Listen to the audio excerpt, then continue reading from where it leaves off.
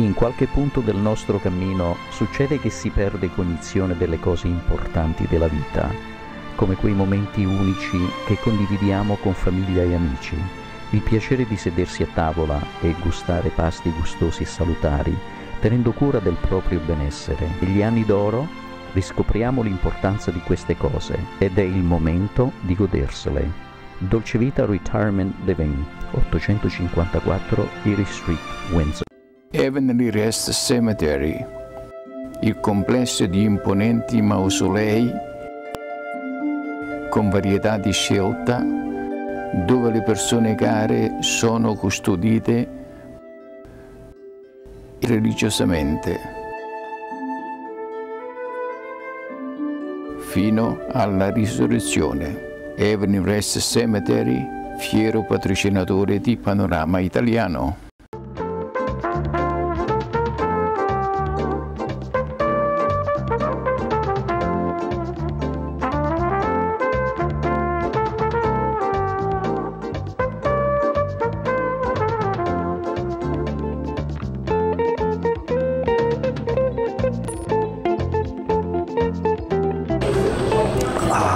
Gennaro Caffè, che bontà! Gentili telespettatori, benvenuti a Panorama Italiano. Oggi è la festa del ringraziamento, Thanksgiving Day, ed è un'opportunità per tutte le famiglie di riunirsi e festeggiare appunto questo evento. L'evento del Thanksgiving Day, della festa del ringraziamento, era in effetti una giornata nell'autunno per celebrare appunto un ottimo raccolto, un ottimo anno, e quindi si riuniva tutti quanti appunto per celebrare questo evento. Nella nostra religione cattolica questo evento si festeggiava un pochettino più in là, nel mese di novembre, con il canto del Te Deum, Te Deum Laudamus, appunto per ringraziare il Signore per un ottimo raccolto e per un'ottima stagione. Quindi questa tradizione continua anche qui in Canada, e noi immigranti appunto le abbiamo assorbito questa tradizione che continua, ed oggi a voi tutti riuniti nelle case con i vostri cari voglio fare tanti auguri appunto per questa festa del ringraziamento, e speriamo che possiamo continuare a festeggiare questi eventi tutti riuniti per tanti anni ancora. Nel programma di oggi, gentili telespettatori, vi riporto una intervista con un artista locale, Elio del Coll. Elio è un artista, scultore, pittore, disegnatore ed altro, che ha vissuto la sua vita qui in Windsor e in Amherstburg. Elio è una persona di molto talento. Lui fa tante di quelle cose, ha una grandissima immaginazione, e vedremo durante questa intervista alcuni dei suoi pezzi, alcuni dei suoi dipinti e alcuni dei suoi graffiti, qualche cosa che è unico nel senso del lavoro, e nella zona di Windsor credo che sia l'unico a fare appunto questi graffiti, e vedremo appunto com'è che lui ottiene queste pitture che sono qualcosa veramente di raro. Dopo questa intervista con Elio, gentili telespettatori, vi riporto un breve aggiornamento per quanto riguarda la stagione vinicola del 2018. Quindi seguiteci, sarà molto interessante. Arrivederci, a tra poco. Gentili telespettatori, oggi siamo nello studio di Elio del Coll. Elio è un friulano, Elio? Sì. From Friuli? Yes. Yeah. Capisce l'italiano, ma non lo parla tanto bene. Allora, per esprimersi in una maniera, corretta, parliamo in inglese questa volta, ma la cultura, diciamo l'arte, l'arte non ha nazionalità, ma comunque questa è tutta arte italiana che ha pigliato appunto gli spunti dall'Italia, ed Elio ha fatto tutta la vita nell'arte, qualche cosa veramente di incredibile, da scultore, pittore, incisore. Vedremo in questa intervista le varie qualità artistiche che Elio del Coll ha. Elio, come va stamattina? Bene. Bravo, ho visto che c'hai una bellissima veduta di dietro con il fiume, questi prati verdi, questa cosa, com'è l'inverno? It's a beautiful place, beautiful place. It's for working, it's for living. I love it. You got a lot of inspiration back there, do you? Yes. Yeah, when you are working, at a certain point you need a little bit of break, you go out a little bit, you see the view, and that gives you more power to do it. And sometimes I see the view and it's so beautiful it distracts me. Yeah, it distracts you. Sometimes that's where I want to be. So, yeah. But anyway, listen, Elio, how you became an artist? Let's put it simple this way. Well, like a lot of young children, I like to draw. And as I got older, I got better. And when I was in school, I thought, maybe this is what I can do for a living. But when I graduated from high school, there wasn't much opportunity to go to school for art. Fine art maybe at the university, but I wanted to learn how to make a living, do commercial art. Not much around, so I did some apprenticeships. And as a young boy, I worked as an apprentice sign painter. Then I worked in some stained glass and photo screening, silk screening. After that, I started to develop my skills, and I worked for a printer where I did the artwork for printing. And then I moved on to another printer where we had a studio set up, and I was the director of the studio and did the artwork. And after years of that, I moved on. I opened my own studio and did that for a good number of years in Walkerville. And after Walkerville, I moved to Mackenzie Hall. They sent me an inquiry, would I like to move into the new building, the Mackenzie Hall building. Beautiful building, so I moved. And I spent years there, and that's when I developed my printmaking and my fine art. I did that, started it in Walkerville, developed it in Mackenzie Hall in Sandwich, and after 9 years in Sandwich, I moved here to Amherstburg 20 years ago because they offered me, I was offered an opportunity to move into a bigger facility where I had room to do more things. This is where I started to do the sculpture because I had room to do the sculpture. I had room to do many more things than I could do before because before I just had a small studio. And I've been here ever since doing press work, prints, painting. I started painting at Mackenzie Hall. I started doing watercolors, oil painting. Came here, developed a sculpture. I started doing some nice sculptures that I enjoyed doing. I did I was commissioned to do the sculpture at the Fried Orman Center. Big wall sculpture. Later I did the big sculpture at the Child's Place. That was a big tree that was built right into the wall.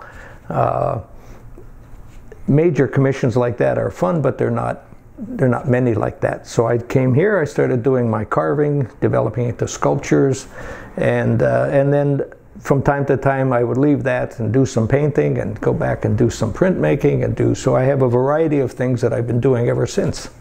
Well, you have been also in Italy.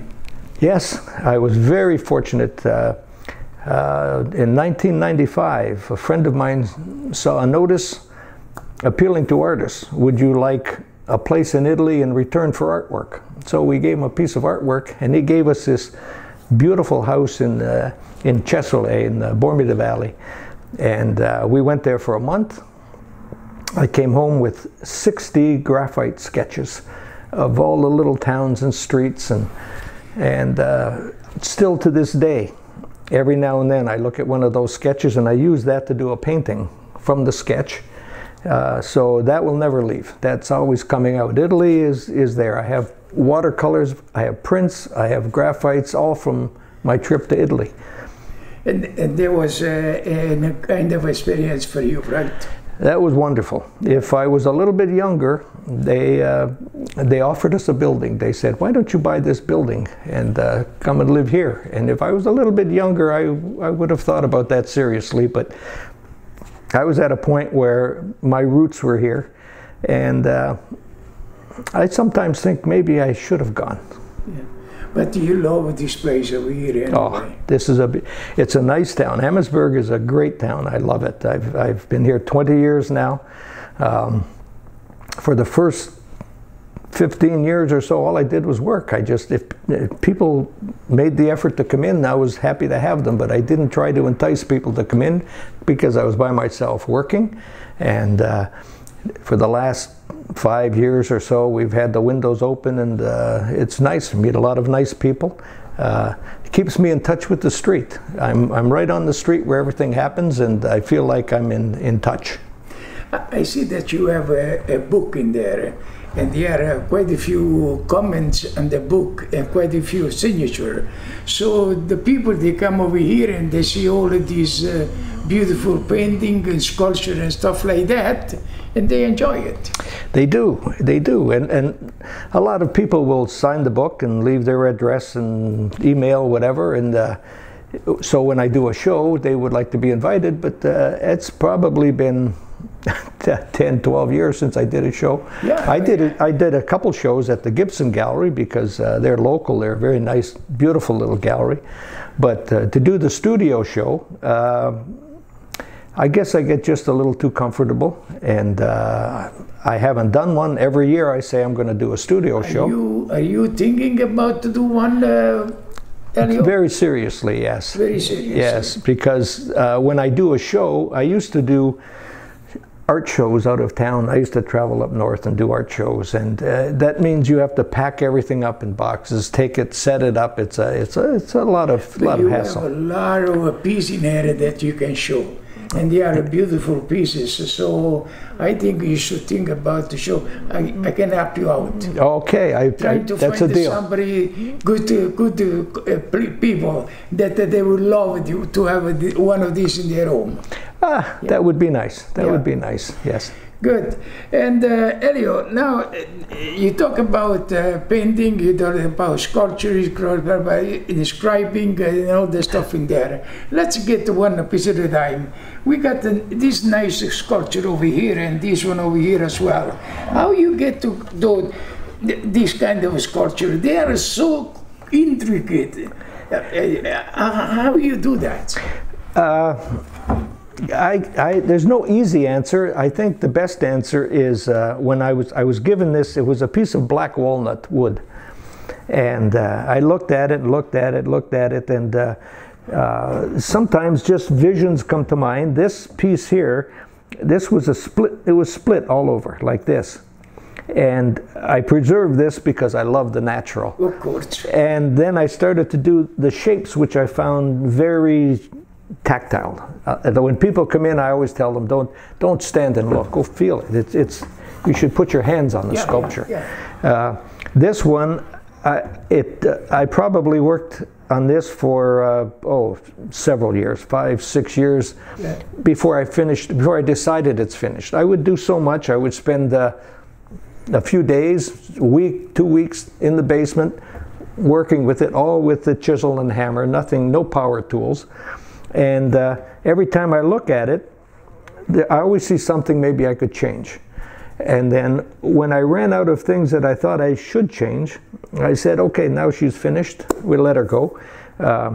Too much of it has to do with the actual boom boom, but when you're working with the wood, you can smell the wood, you can feel the wood, and that's a good feeling. That's a good feeling. Yeah. And then when, like people always ask, how did you get this so round? Well, I guess I just didn't give up, because sometimes I would look at it and I would say, you know what, I don't know if it should be there. But then when I look at it in totality, I think that is one of the striking parts of the sculpture. What it means, what it symbolizes, you can give your own description. To me, it could be a universal theme, it could be the world, it could be a planet, it could be the sun, it could be fruit, it could be anything. Beautiful thing about a piece of sculpture particularly, and even paintings that are abstract or semi-abstract, it brings you in. You can now be a part of it. You interpret it. What's your feeling? What did you get?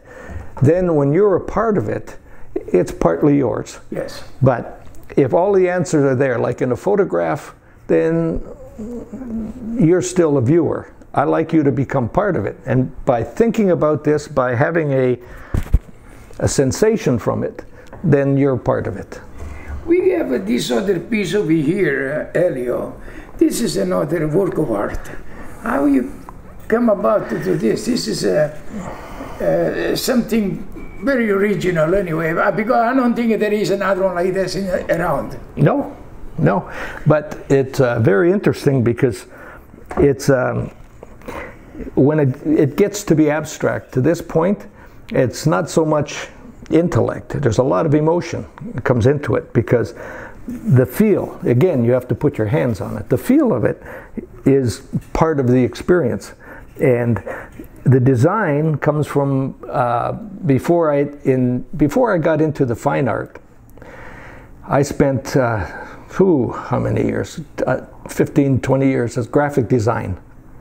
And I did a lot of logo design and things that are totally original, creative. Well, I love doing that still, but when I converted everything to the fine art, that sense of graphic design also comes into play. And then when you can meld the two, the graphic design and the fine art, then the emotion and the intellect kind of mix. And that's how these pieces come about. Yeah. And then we got one bigger one in the back over here. This one is, it's the same process.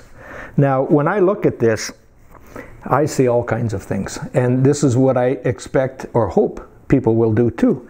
Right now, I can look at this and I can see a figure. And I can think of great abstract artists, especially from the Cubist period, that did works that were not literal, not realistic, not representational, but very evocative. They bring out feelings. And there's no way you can exist on this planet if you're interested in art without having influences.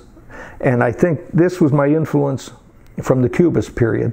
And this one in particular, when I saw the wood and I saw the grain, I thought, I have to do something because it's a nice grain. Yes, that's so that's my really kind of my art. Cubist. Yeah. Yes. And then we got this piece over here. This is something fantastic, Elio. This is my pièce de résistance. This is my piece that I look at and I think I probably will never do another one like this.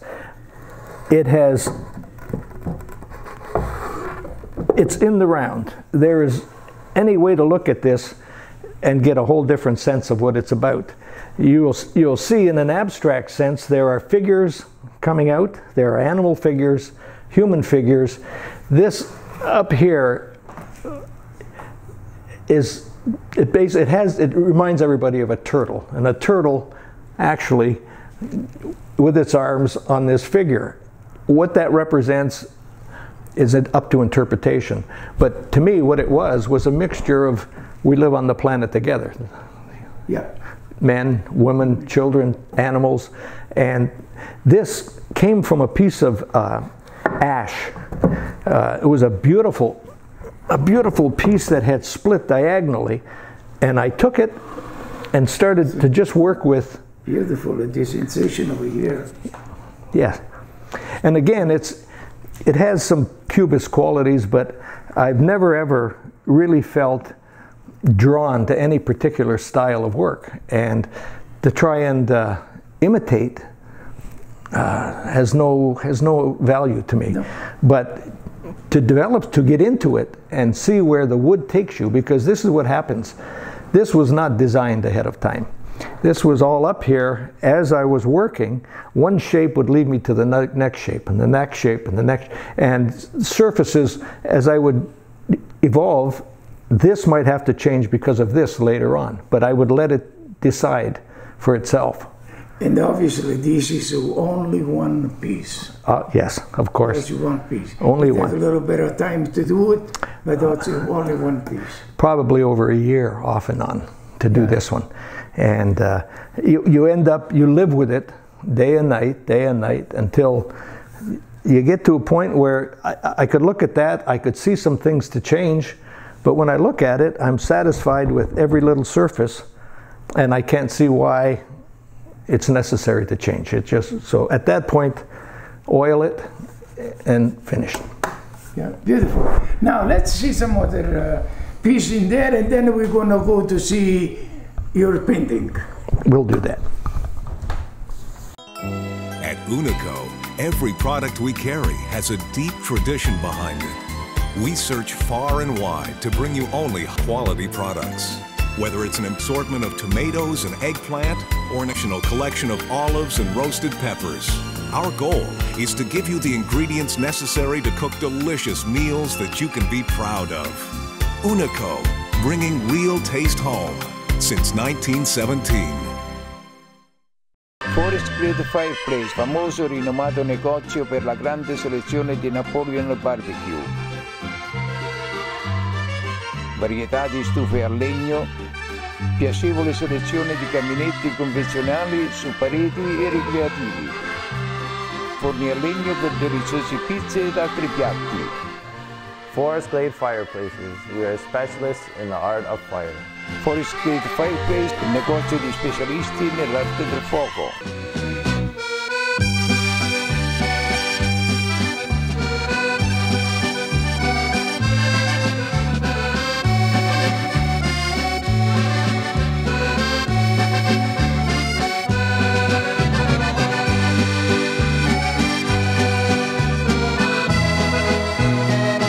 Mancini's Italia Bakery, original family, original recipes, and the tradition continues on.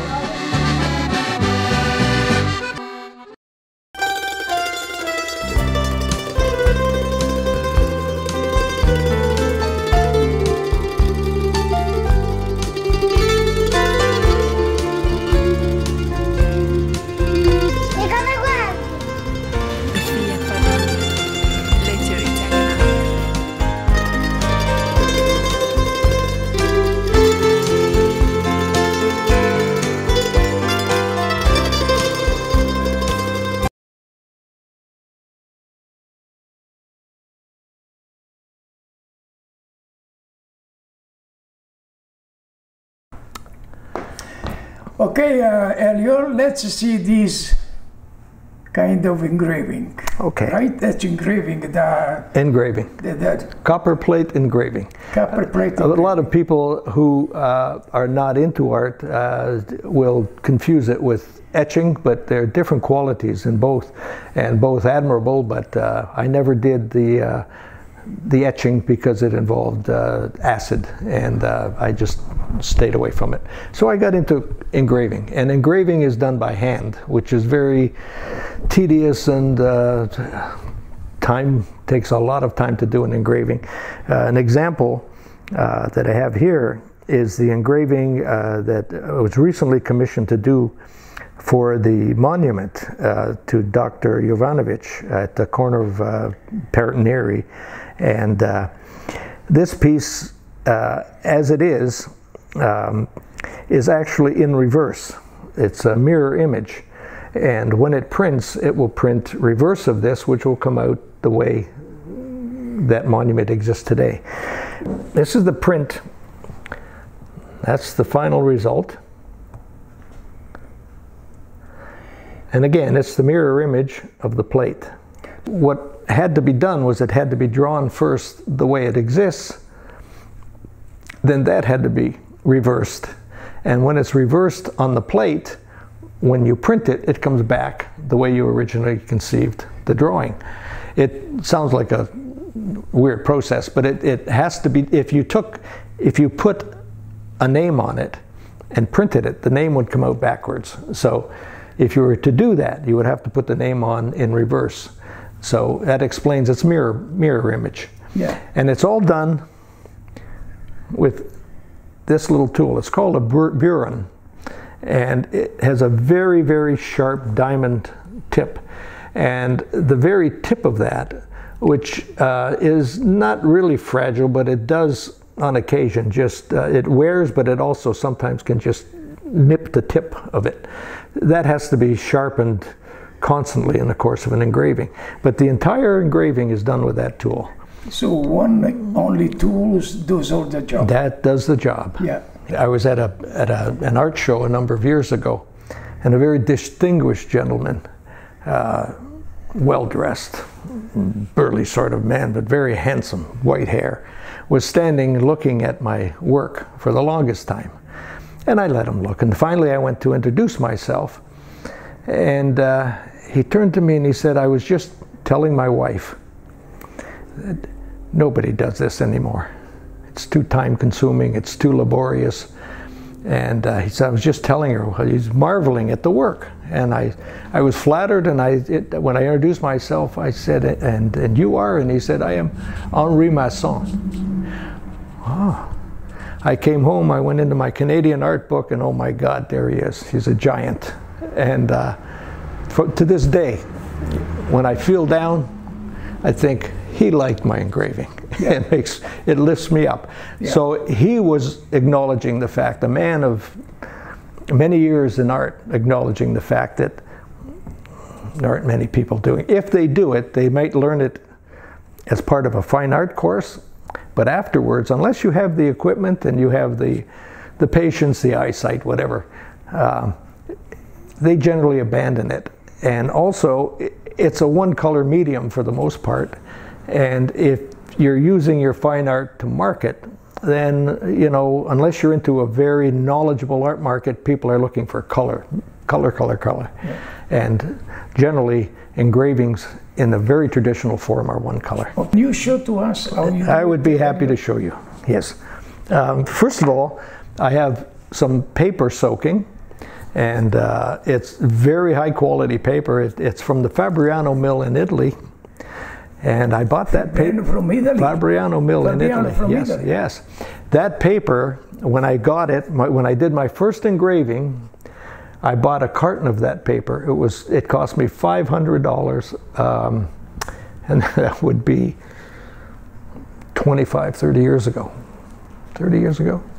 It cost me $500. I have some to this day because I don't use it unless it's a serious print. Yeah. I have some soaking. It soaks for usually a half hour, 45 minutes before it removes the sizing and it becomes supple enough. Plus it has to be rag content, acid-free paper.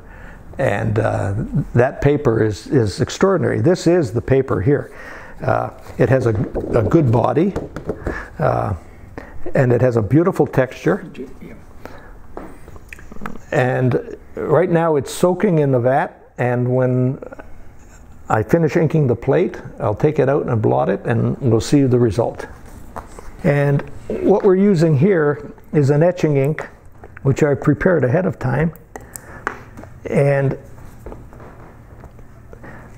there's some kind of color in it? It's an oil-based etching ink. And intaglio, which is what we're working with, engraving, etching, it's all intaglio, means that the lines are carved out of the plate. So what we do when we put the ink on is we force the ink into the line. And when we've done that,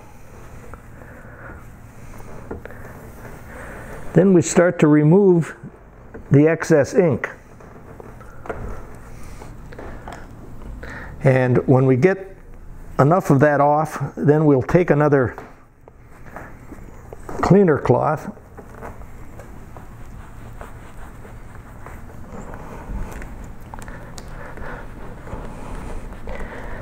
and this again is to ensure that all of the lines have been charged with ink.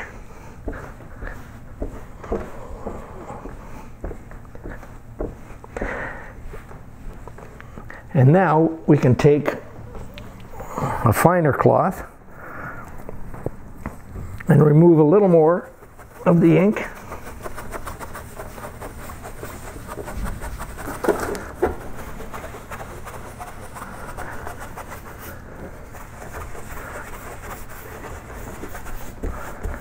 You can see the image starts to emerge because the ink is being removed.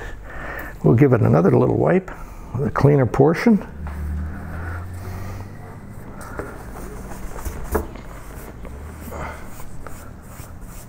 And this procedure is followed for each and every print.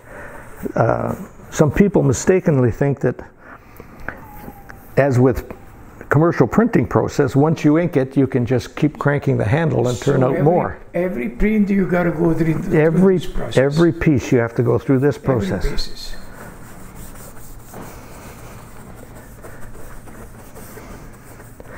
And it's important to try and ensure that the plate tone, the ink that's remaining on the surface, is kind of even, because if you aren't careful with that, you could get kind of a blotchy image. And the last procedure is with a little bit of newsprint.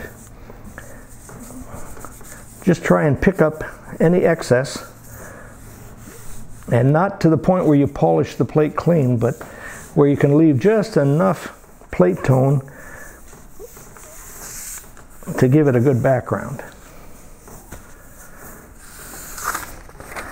And that should be ready to print.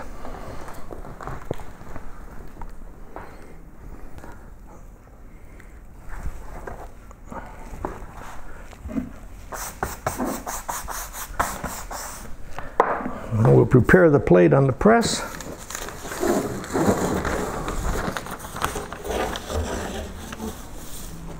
Now we're just positioning the plate in the center, so then I can, when I position the paper, the print should be very, very centered. Over here we have a press. This is an etching press. This is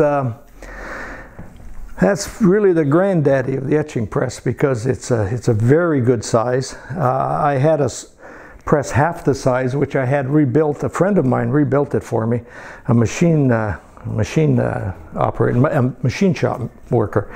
Rebuilt the whole press, doubled it in size, and this will exert 2,000 pounds of pressure easily.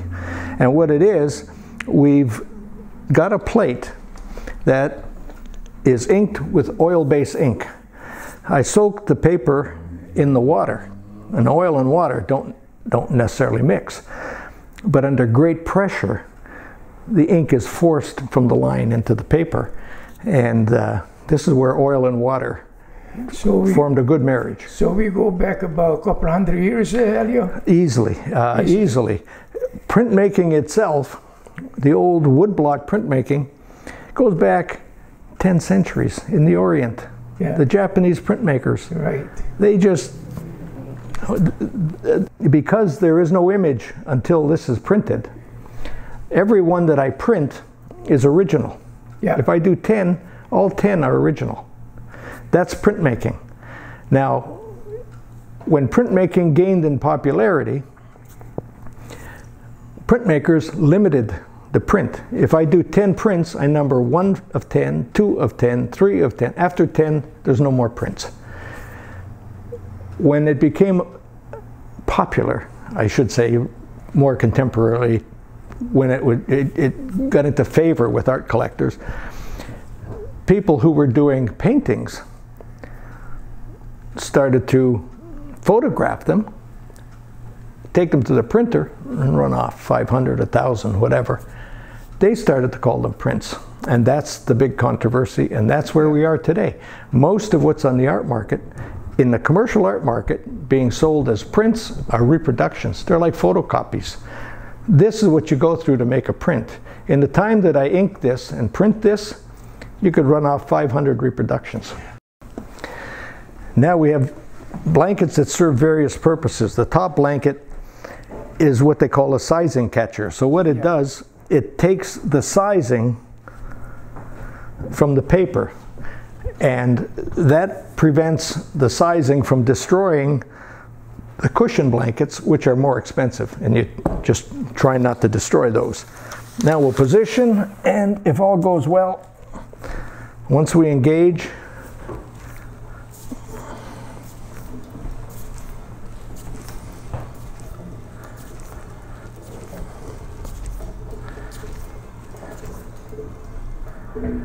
and once it goes through, it's generally enough, but I very often prefer to bring it back and give it a second pressing to ensure that we have good contact with the plate.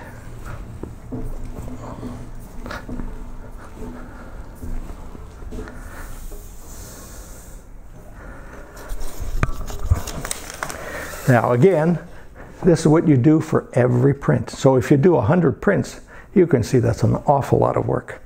And it's why, one of the reasons, again, they prefer to go to a printer and have him give you a quote.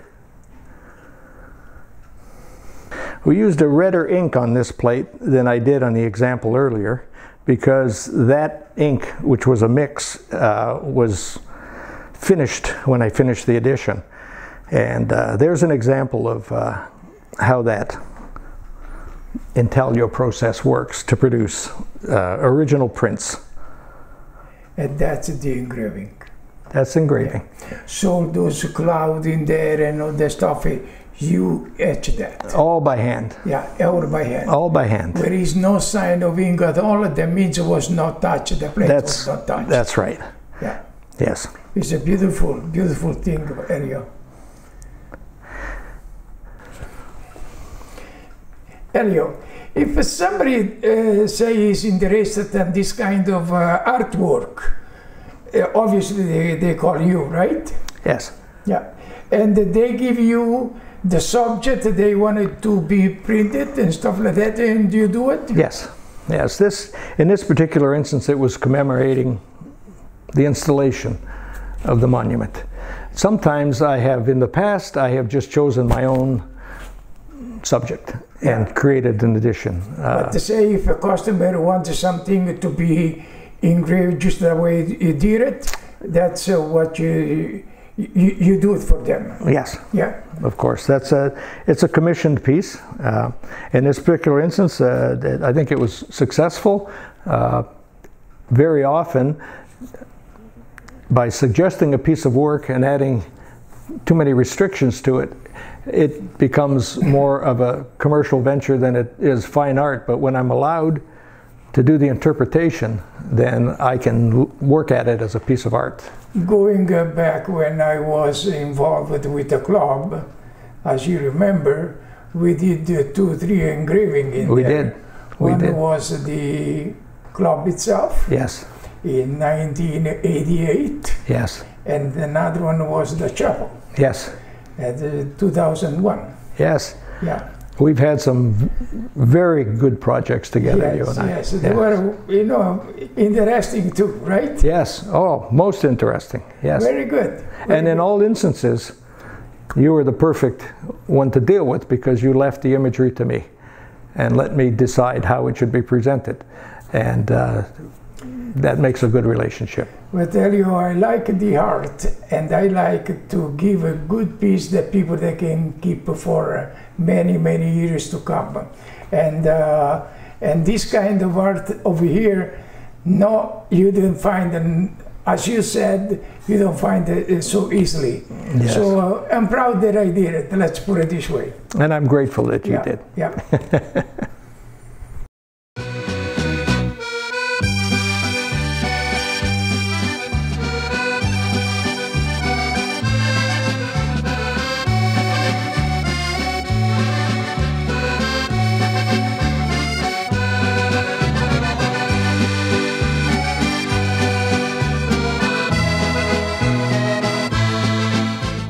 Service, Quality.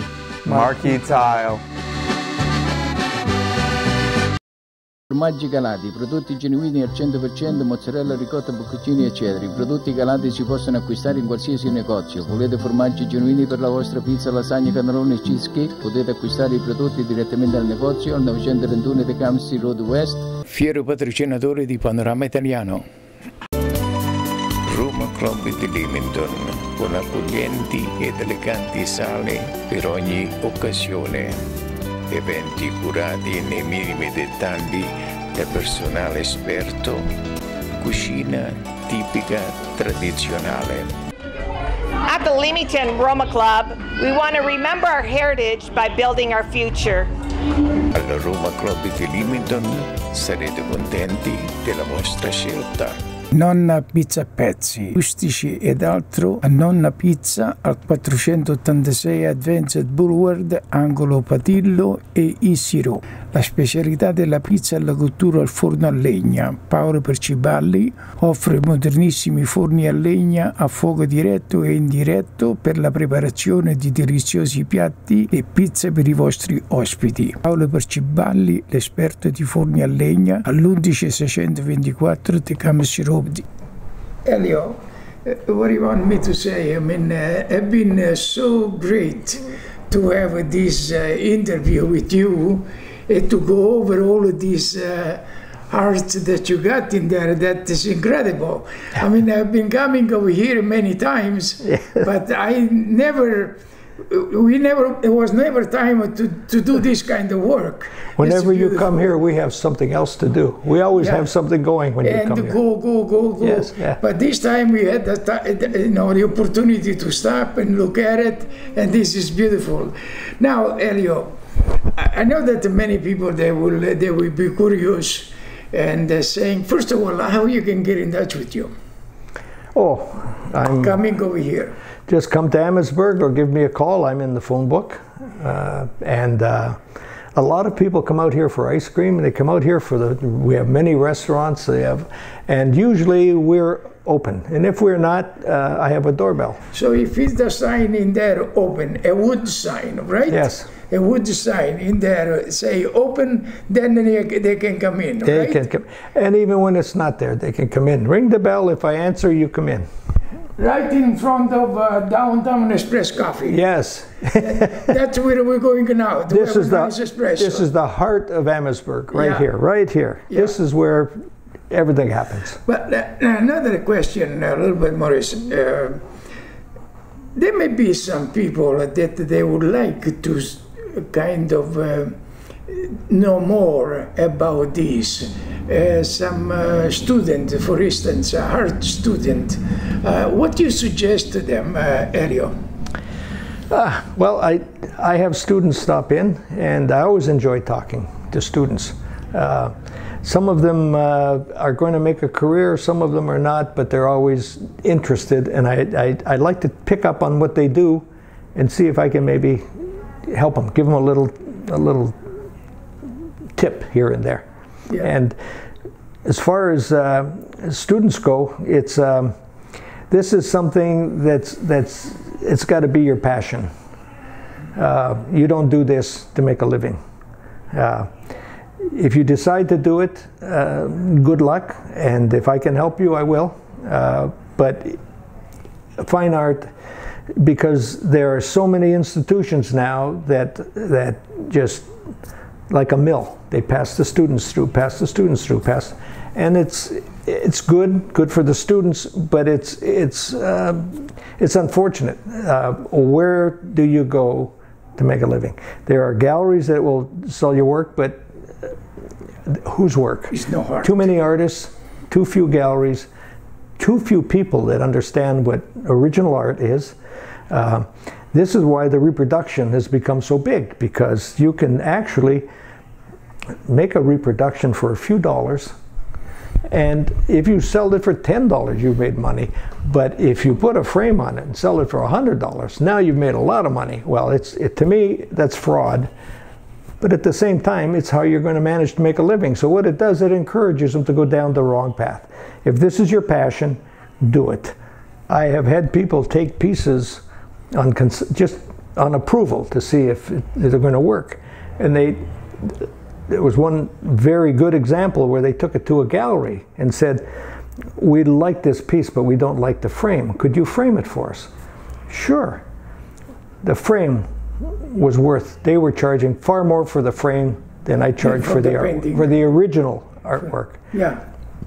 And art unfortunately, is a business. And when it's a business, it's going to happen. People have to stay in business, they have to make a profit, but unfortunately, the one that's on the end is the artist. And this is why I have compassion for young people that would have the calling. They really want to be artists. It's difficult. Elio, I thank you very much once again.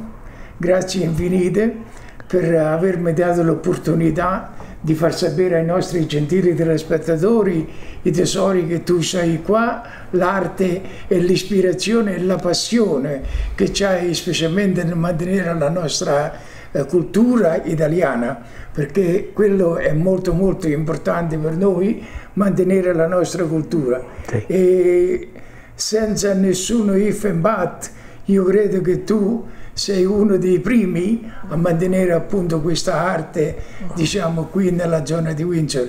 Ti ringrazio per tutto quello che hai fatto e quello che farai nel futuro e ci rivedremo ancora. Sì.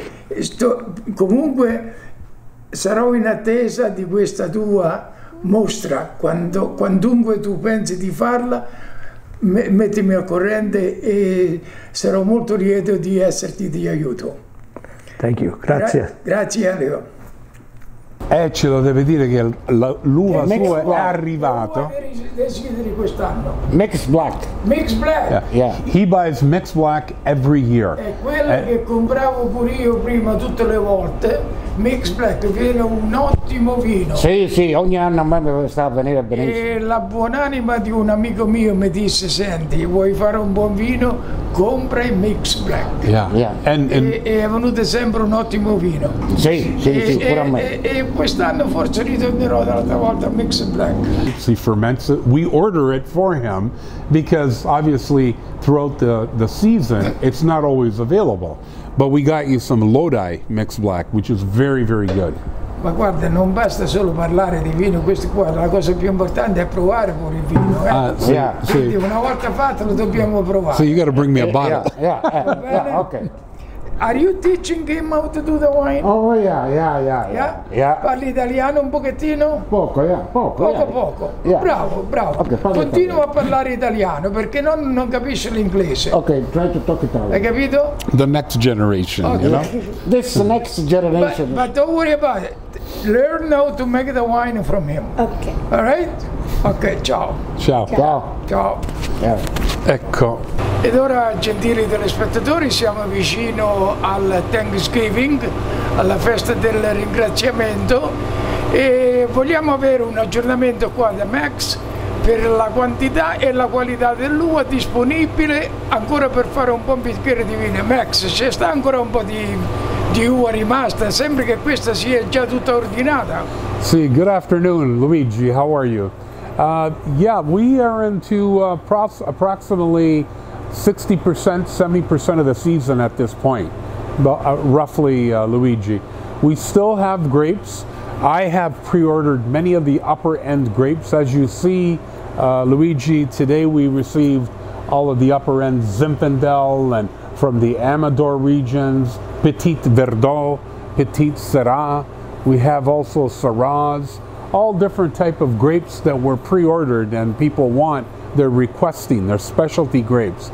But I also have other, regular grapes like we've always had, Carignano, Alicante, and Moscato. Ce l'ho quelle uva anche. So, and you can still... In altre parole, hai conservato le qualità dell'uva comune e in più c'hai le altre qualità che hanno ordinato, quelle speciali. Sì.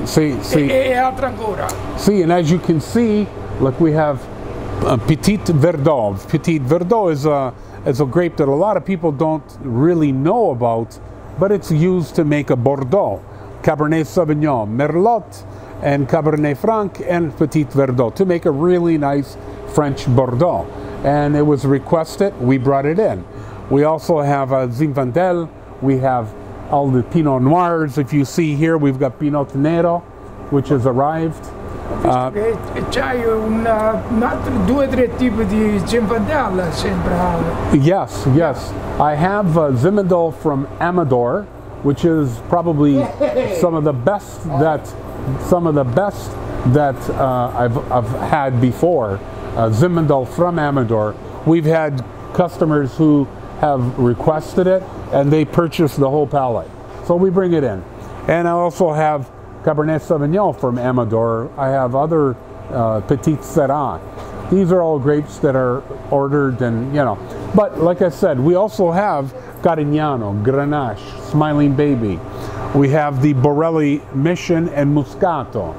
I have other grapes that have come in here, which are Merlots and Cabernet Sauvignon. And they're very reasonably priced. Allora teniamo un assortimento di uva, che ci sono tante oggi per Thanksgiving. Ma credo che quello che hai detto poco fa è qualche cosa veramente che piace molto ai clienti, a prezzi ragionevoli. See, at a reasonable price. We're going to have a reasonable price. But, you know, like Louis, like we said before, your clientele, there's different categories and people are requesting the higher end product, and we order and have them picked. They actually pick them.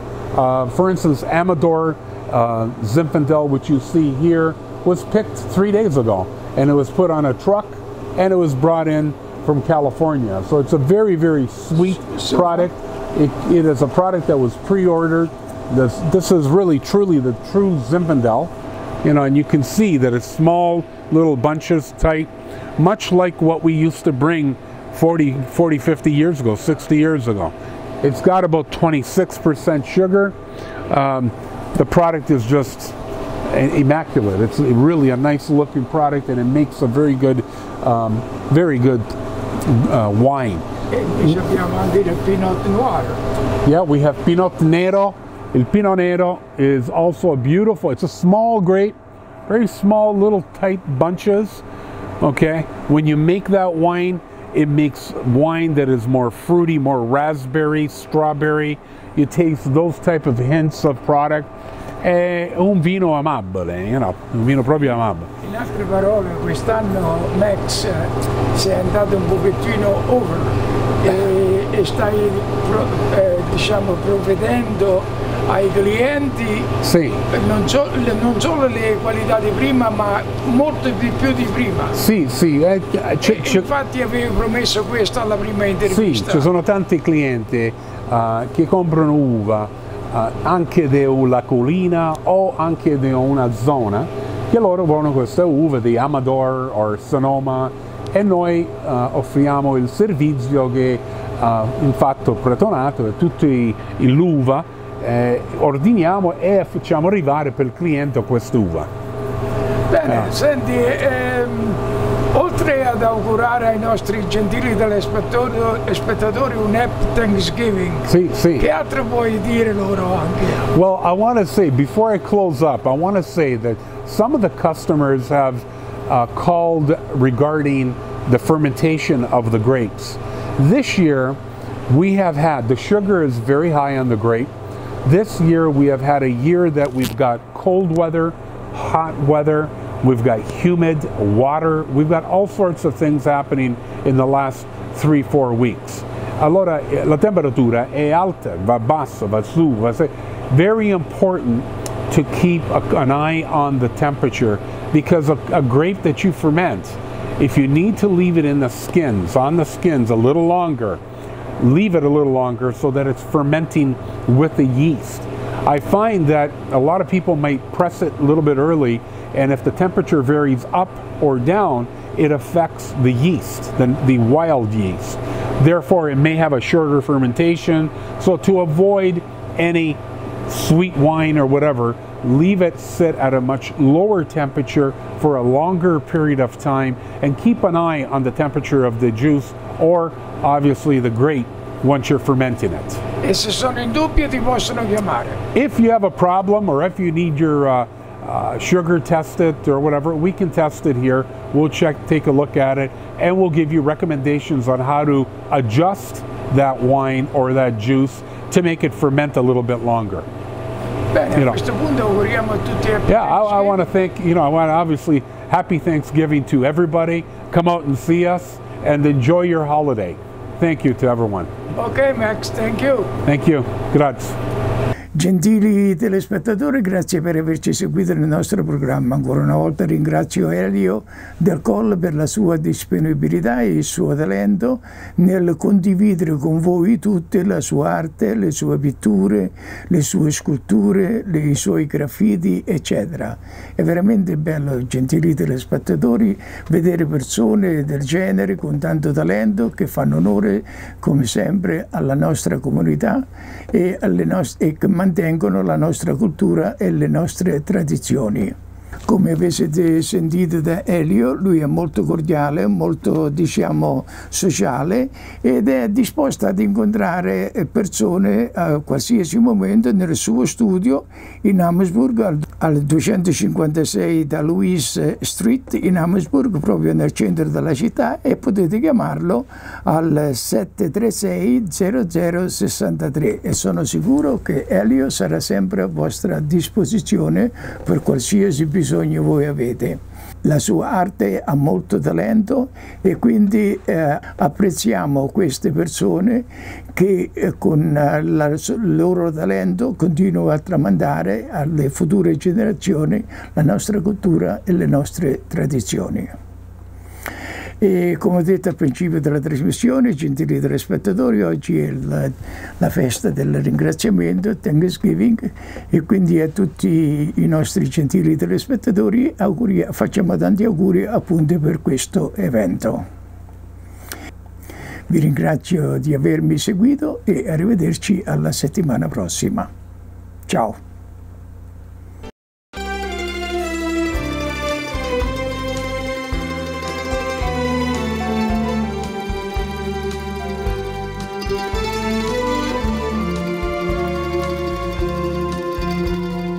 Per deliziosi pasti in famiglia, prodotti Primo.